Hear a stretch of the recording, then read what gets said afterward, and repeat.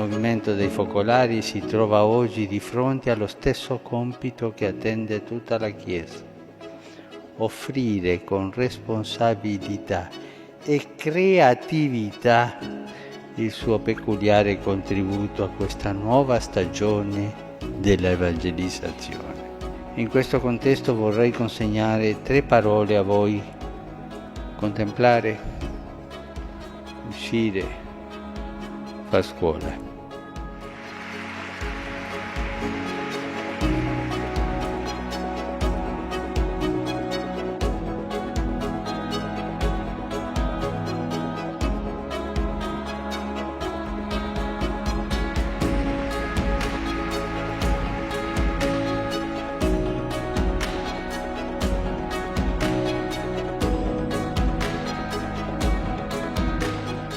Lascio questo che io ho scritto per dirvi e dirò quello che mi viene.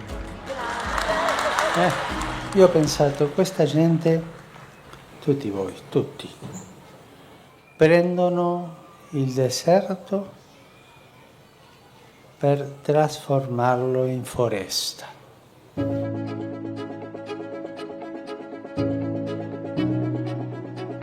Io ci tengo alla terra, Grazie.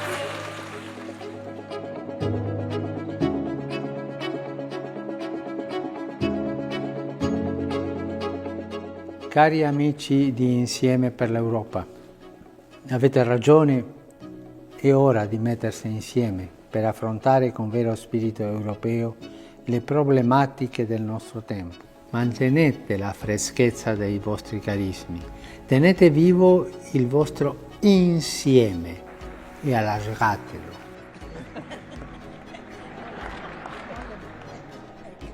Di fronte a lei ci sono circa 1200 persone, molti imprenditrici e imprenditori, che hanno scelto la comunione come stile di vita personale e aziendale.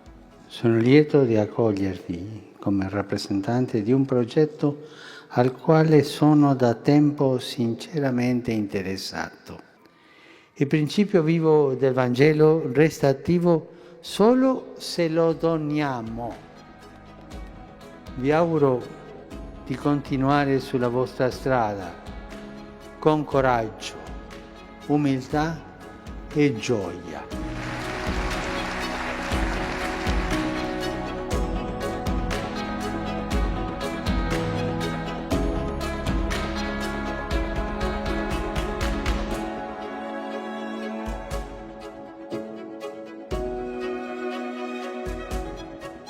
Io conoscevo le domande, si capisce. La storia di Lopiano non è che agli inizi. Voi siete agli inizi. Siamo qui raccolti di fronte al santuario di Maria Theotokos. Maria è la madre di Gesù ed in lui la madre di tutti noi, la madre dell'unità. E non dimenticatevi che Maria era laica. Lì c'è un'ispirazione grande. Io vi sfido a prendere i passi della vita di Gesù più conflittivi e vedere come a Cana, per esempio, Maria reagisce. Maria prende la parola e va avanti. Ma padre, non sono tutti nel Vangelo, ma immaginate, la madre era lì, dice il Vangelo, ha visto quello, ma come avrebbe reagito Maria in questo? Questa è una vera scuola per andare avanti, perché lei è la donna della fedeltà, la donna della creatività, la donna del coraggio, della parresia, la donna della pazienza, la donna del sopportare le cose. Guardate sempre questo. Questa laica, prima discipola di Gesù, come ha reagito in tutti i passi conflittivi della vita del suo figlio. Mi aiuterà tanto.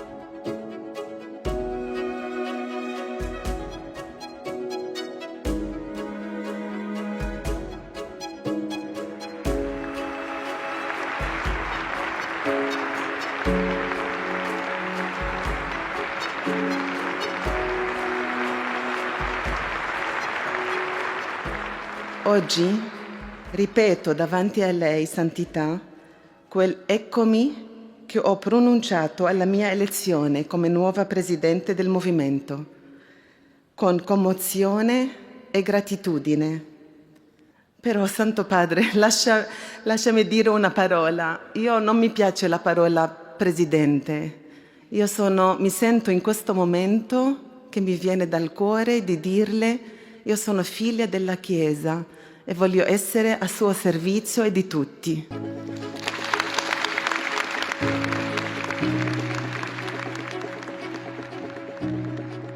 Ringrazio la Presidente uscente Maria Bocci.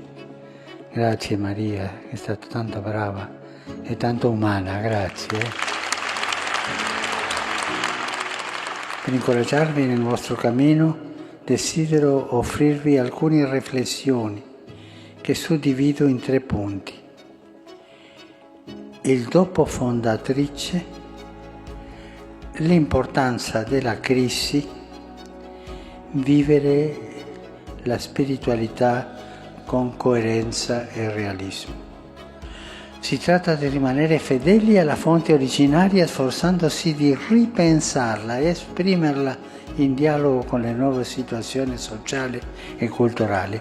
Le radici ben fisse, ma l'albero cresce in dialogo con la realtà. Vi ringrazio tanto per la vostra gioiosa testimonianza al Vangelo. Gioiosa testimonianza. Si dice che i focolarini sorridono sempre sono col sorriso.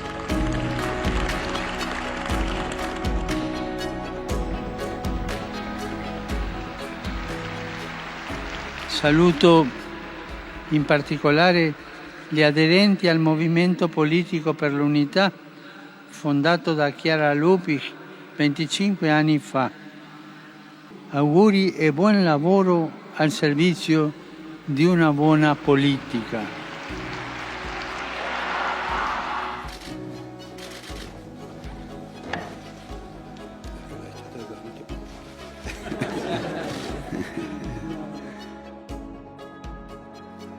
La ringraziamo prima di tutto per aver concesso questa udienza. Hochverehrter, lieber Bruder in Cristo. Vi saluto tutti con affetto, anche se la maggior parte di voi partecipa da lontano. Ma siamo vicini, anzi uniti nell'unico corpo e nell'unico spirito. Prego per voi e per le vostre comunità e per favore non dimenticatevi di pregare per me.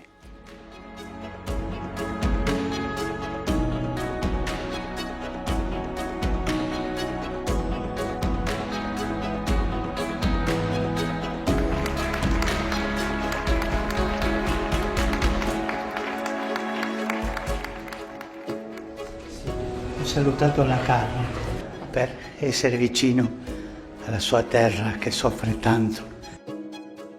Nel febbraio 2021, parlando alla vostra Assemblea Generale, sottolineavo 3 atteggiamenti importanti per il vostro cammino.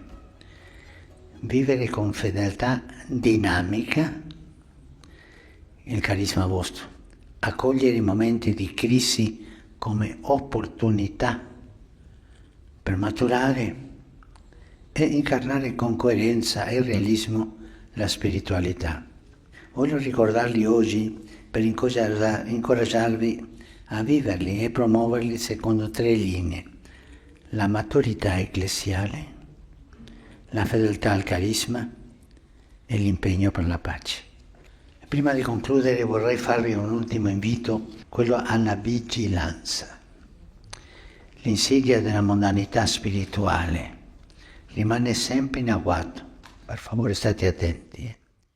Come già abbiamo ricordato, voi siete l'opera di Maria. È lei che vi ha accompagnato in questi 80 anni e sapete bene che non smetterà mai di farlo. Sia dunque la Vergine di Nazareth la fonte della vostra consolazione e della vostra forza, perché possiate essere apostoli di unità al servizio della Chiesa e dell'umanità. Grazie per quello che siete e che fate. Continuate con fiducia il vostro cammino.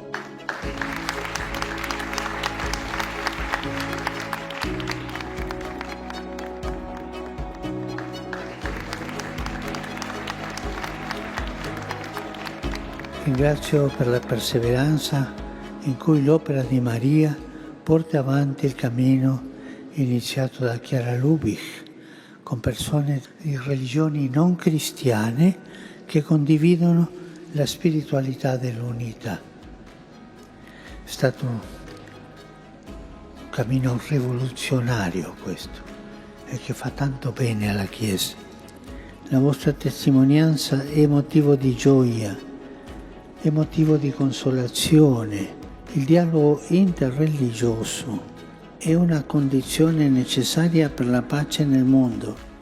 Perciò vi incoraggio ad andare avanti, sempre aperti